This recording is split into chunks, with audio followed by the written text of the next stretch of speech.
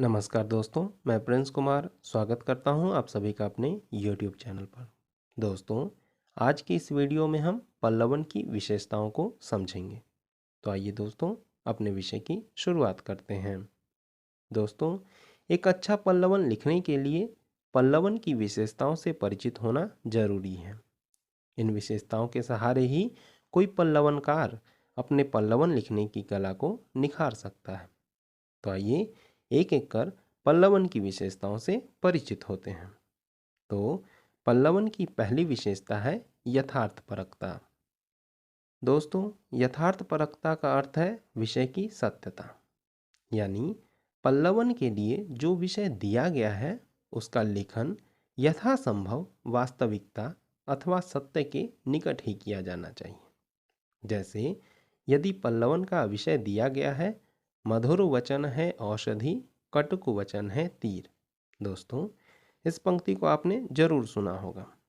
तो इस विषय का पल्लवन लिखते समय यह ध्यान रखना होगा कि दोनों तरह के वचन आपस में विपरीत हैं, उल्टा है। यानी मधुर और कटु भाषण का प्रभाव परस्पर विपरीत भाव का है, उल्टे भाव का है, जो जीवन की सच्चाई है। अतः इसी जीवन सत्य या यथार्थ को प्रमाण, उदाहरण आदि से पुष्ट करते हुए थोड़ा विस्तार करते हुए पल्लवन लिखना चाहिए। दोस्तों, पल्लवन की दूसरी विशेषता है कल्पनाशीलता। दोस्तों, एक अच्छा पल्लवन लिखने के लिए लेखक का कल्पनाशील होना आवश्यक है। नवीन कल्पना के उपयोग से ही नई कल्पना के उपयोग से ही पल्लवन में नयापन आता है, और पल्लवन में नयापन लाना ही लेखक की सृजनशीलता है, उसकी मौलिकता है। अपनी इसी सृजनशील कल्पना के प्रयोग से ही पल्लवनकार पाठक के हृदय में नए भावों अथवा विचारों को नई उत्तेजना दे सकता है, उसे नया रूप दे सकता है। पल्लवन की तीसरी विशेषता है मौलिकता। दोस्तों, पल्लवन के क्षेत्र में मौलिकता का अर्थ प्रस्तुतिकरण की विशेषता से है, प्रस्तुति की विशेषता से, यानी प्रेजेंटेशन से है। कहने का आशय है कि सामान्य सी बात को ही विशिष्ट बना देना पल्लवनकार की मौलिक प्रतिभा को दर्शाता है। हिंदी लेखन के क्षेत्र में पंडित बालकृष्ण भट्ट, प्रताप नारायण मिश्र आदि द्वारा लिखे गए निबंध बात, आंसू, दांत, नाक, मुंह आदि इसी प्रकार के कुछ उदाहरण हैं। दोस्तों, अध्यापक पूर्ण सिंह भी कुछ इसी प्रकार के लेखक हैं। कहने का अर्थ है कि यदि रचनाओं में मौलिकता होती है, किसी पल्लवन में मौलिकता होती है, तो वह अपने आप में एक पूर्ण पल्लवन बन जाता है। अब बात करते हैं पल्लवन की अगली विशेषता की। तो पल्लवन की अगली विशेषता है सुसंबद्धता। दोस्तों, एक अच्छे पल्लवन के लिए यह जरूरी है कि लेखक जिस विषय पर लिख रहा है उसके मूल भाव या विचार सूत्र से भटक कर कहीं और न चला जाए, उससे वह भटक न जाए। इसके साथ ही पल्लवनकार अपने पल्लवन में जो कुछ भी नया विचार, भाव विचार, उदाहरण आदि प्रस्तुत करता है, वे सभी सीधे सीधे पल्लवन के केंद्रीय भाव से जुड़े होने चाहिए, और वो भी बिखरे हुए नहीं, बल्कि एक सूत्र में बंधे होने चाहिए। पल्लवन की पांचवी विशेषता है स्वतःपूर्णता। तो दोस्तों, पल्लवन में लेखक की अपनी कल्पना, चिंतनशीलता आदि के विविध अनुभवों का एकीकरण होता है। वे सभी मिलकर एक हो जाते हैं।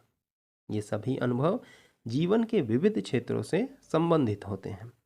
आवश्यकता इस बात की होती है कि इन सबको सुनियोजित ढंग से एक सूत्र में पिरोकर माला बना दी जाए। लेकिन इस बात का ध्यान रखना चाहिए कि बीच में से माला का कोई भी एक मोती या मन का गायब न दिखाई दे। पल्लवन की समाप्ति भी उचित तरीके से करनी चाहिए, अचानक या अप्रत्याशित ढंग से नहीं। पल्लवन हमेशा अपने आप में सुगठित और पूर्ण होना चाहिए। पल्लवन की अगली विशेषता है प्रस्तुतिकरण। तो दोस्तों, पल्लवन की वास्तविक सफलता उसके प्रस्तुतिकरण यानी भाषा शैली और अभिव्यंजना शक्ति में निहित होती है। दोस्तों, जैसा कि हम जानते हैं कि शैली किसी लेखक के व्यक्तित्व की अभिव्यक्ति होती है। अतः स्वच्छंद, उन्मुक्त लेकिन विषय से जुड़ी शैली, भाषा का लालित्य, व्यंग्य, विनोद, मुहावरे और कहावतें, नए उपमान आदि भाषा की शैलीगत विशेषताएं पल्लवन को जीवंत और प्रभावशाली बनाते हैं। दोस्तों, पल्लवनकार के लिए आवश्यक है कि वह सूत्रवाक्य या दिए गए कथन या विषय को पहले अच्छे से आत्मसात कर ले और फिर मानसिक स्तर पर पहले अच्छी तरह से यह तय कर ले कि वह सूत्र कथन या मूल कथन से सहमत है अथवा नहीं। उसे उस विषय का समर्थन करना है या विरोध करना है।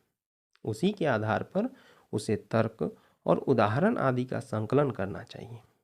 दोस्तों, कल्पनाशीलता और संवेदनशीलता के अभाव में कोरी तथ्यात्मकता पल्लवन के लिए उपयुक्त नहीं समझी जाती है। पल्लवनकार की भाषा में ऐसी शक्ति होनी चाहिए कि वो सामान्य शब्द को भी भावपूर्ण और हृदय स्पर्शी बना सके। तो दोस्तों, इस प्रकार से हमारा आज का यह वीडियो यहीं समाप्त होता है। आपको यह विषय कैसा लगा कृपया कमेंट में अवश्य बताएं। तो फिर शीघ्र मिलते हैं एक नए विषय के साथ। तब तक के लिए नमस्कार, धन्यवाद।